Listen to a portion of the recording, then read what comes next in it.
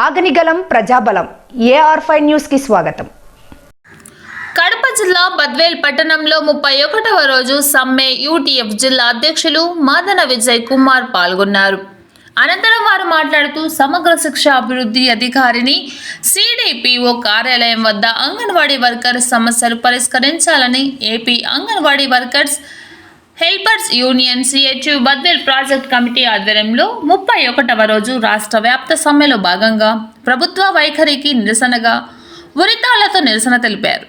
అతి తక్కువ వేతనం పొందుతున్న అంగన్వాడీ టీచర్లు ఆయాల వేతనాలు పెంచడానికి ప్రభుత్వం నిరాకరించడం అమానుష్యమని, దశాబ్దాల పాటు పనిచేసిన వారికి గ్రాడ్యుటీ పెన్షన్ సౌకర్యం లేకపోవడం సిగ్గుచేటని, కోరికల పరిష్కారానికై గడిచిన 30 రోజులుగా నిరవధిక సమ్మె చేస్తున్న ముఖ్యమంత్రిలో ప్రభుత్వంలో ఉలుకు పలుకు లేదని, సమ్మెను ఉక్కుపాదంతో అణచివేయడానికి ప్రయత్నం చేయడం సబబు కాదని, సమ్మెపై ఎస్మా ప్రయోగించడం దుర్మార్గమని, ప్రభుత్వం ముఖ్యమంత్రి అంగన్వాడీలకు ఇచ్చిన మాట తప్పి వంచారని, ఉద్యోగులకు తొలగిస్తామని బెదిరించడం సరైంది కాదని, అంగన్వాడీల సమ్మెకు లబ్ధిదారులు, ప్రజలు, సంఘాలు, రాజకీయ పక్షాలు మద్దతు ఉందని, సమ్మె భవిష్యత్తులో మరింత ఉధృతం అవుతుందని, అంగన్వాడీల న్యాయమైన కోరికలు అంగీకరించి నిర్బంధ చర్యలు విడనాడి ముఖ్యమంత్రి ఇచ్చిన హామీలు నెరవేర్చాలని డిమాండ్ చేశారు.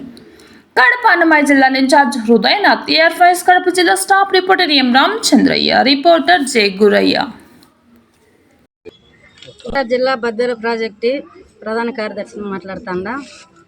ఈ రోజుకి 31 రోజులుగా సమ్మె చేస్తున్న ఈ రాష్ట్ర ప్రభుత్వము ముద్దు నిద్ర పోతా ఉంది.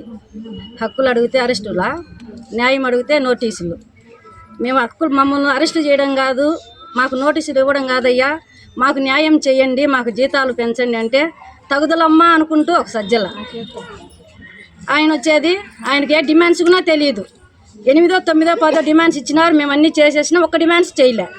అదొక్క డిమాండ్ ఏంటంటే మేము జీతం పెంచము అని అడిగేదానికి ఆయన ఎవరు? మమ్మల్ని ఊరు, వాడ, పల్లె, పట్టణం, మండలం, జిల్లా, రాష్ట్రం అంతా తిరుగుతూ దండాలు పెట్టుకుంటూ వచ్చి మమ్మల్ని అడిగిండు కదా జగన్మోహన్ రెడ్డి గారు.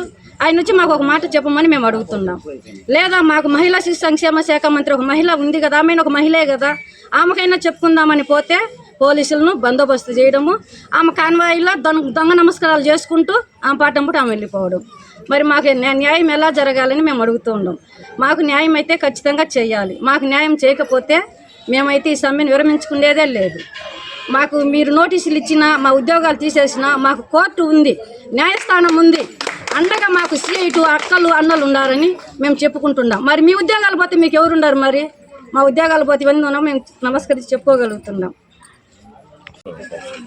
యూటీఎఫ్ కడప జిల్లా అధ్యక్షుడిని. అంగన్వాడీలు తమ న్యాయబద్ధమైన డిమాండ్ల సాధన కోసం గత 31 రోజులుగా ఆందోళన చేస్తూ ఉన్నారు. అయినప్పటికీ కూడా ఈ ప్రభుత్వం ఏమాత్రం స్పందించకుండా నిమ్మకు నీరెత్తినట్లుగా దున్నపోతు మీద వర్షం కురిసిన చందాన ఈ రాష్ట్ర ప్రభుత్వం వ్యవహరిస్తూ ఉంది. అంగన్వాడీలు కొత్తగా కోరినటువంటి గొంతెమ్మ కోరికలేమి కాదు. సమాన పనికి సమాన వేతనం చెల్లించాలని, కనీస వేతనాన్ని 26,000 రూపాయలను సుప్రీంకోర్టు ఇచ్చినటువంటి తీర్పు మేరకు చెల్లించాలని, తమకు గ్రాడ్యుటీ చెల్లించాలని 31 రోజులుగా వివిధ రూపాల్లో సమ్మె చేస్తూ పోరాటం చేస్తున్న మరి ఈ ప్రభుత్వం మొండిగా వ్యవహరించడం అనేటువంటిది దుర్మార్గమైనటువంటి చర్య. పైపెచ్చు మరి ఈరోజు అంగన్వాడీల మీద ఎస్మా చట్టాన్ని ప్రయోగించడం, షోకాజు నోటీసులు ఇచ్చి ఉద్యోగాల నుంచి తొలగిస్తామని చెప్పి ఈ రాష్ట్ర ప్రభుత్వం బెదిరింపులకు పాల్పడడం అనేటువంటిది అంగన్వాడీల పట్ల ఈ ప్రభుత్వానికి ఉన్నటువంటి వైఖరిని తేటతెల్లం చేస్తూ ఉంది. అదేవిధంగా మరి ఈరోజు అంగన్వాడీలంతా కూడా రాష్ట్ర వ్యాప్తంగా ఉరితాళ్ళు మెడలకు తగిలించుకొని నిరసన కార్యక్రమాన్ని వినూత్నంగా తెలపడం జరిగింది. మేము ఒకటే చెప్తా ఉన్నాం, ఇవి నిరసన కార్యక్రమం భాగమైనప్పటికీ కూడా ఈ ఉరితాళ్ళు ఈ ప్రభుత్వం మెడకు చుట్టుకొని ప్రభుత్వానికి ఉరితాళ్ళుగా మారతాయని చెప్పి హెచ్చరికలు చేస్తూ ఉన్నాం. ఇప్పటికైనా ప్రభుత్వం భేషజాలకు పోకుండా అంగన్వాడీలకు ఇచ్చినటువంటి మాట నిలబెట్టుకొని కనీస వేతనాన్ని 26,000 రూపాయల కనీస వేతనాన్ని అమలు చేయాలని, అదేవిధంగా ప్రభుత్వం ఇచ్చినటువంటి మాట ప్రకారం వాళ్ళ గ్రాడ్యుయేట్ని పెంచాలని చెప్పి సందర్భంగా డిమాండ్ చేస్తూ ఉన్నాం. అలా కాకుండా వాళ్ళను మరి ఎస్మా చట్టం దారునో లేకపోతే నోటీసుల దారునో బెదిరించి ఉద్యమాన్ని నీరుగార్చాలనుకుంటే ఈ రాష్ట్ర ప్రభుత్వం తగు మూల్యం చెల్లించాల్సి వస్తుందని చెప్పి హెచ్చరిస్తూ ఉన్నాం. భవిష్యత్తులో మరి ఈ ప్రభుత్వానికి అంగన్వాడీల ఆర్తనాదాలన్నీ కూడా ఈ ప్రభుత్వం మరి శాపనార్థాలుగా మారి ఈ ప్రభుత్వం మెడకు చుట్టుకుంటాయని చెప్పి ఈ సందర్భంగా హెచ్చరికలు చేస్తూ వెంటనే అంగన్వాడీల సమస్యలు పరిష్కరించాలని చెప్పి మరి అంగన్వాడీల సమ్మె చేస్తున్నటువంటి ద్వారా ఈరోజు మన అంగన్వాడీల సెంటర్లలో ఉన్నటువంటి విద్యార్థులు, అదేవిధంగా గర్భిణీలు, బాలింతలంతా కూడా తీవ్ర ఇబ్బందులకు గురవుతూ ఉన్నారు.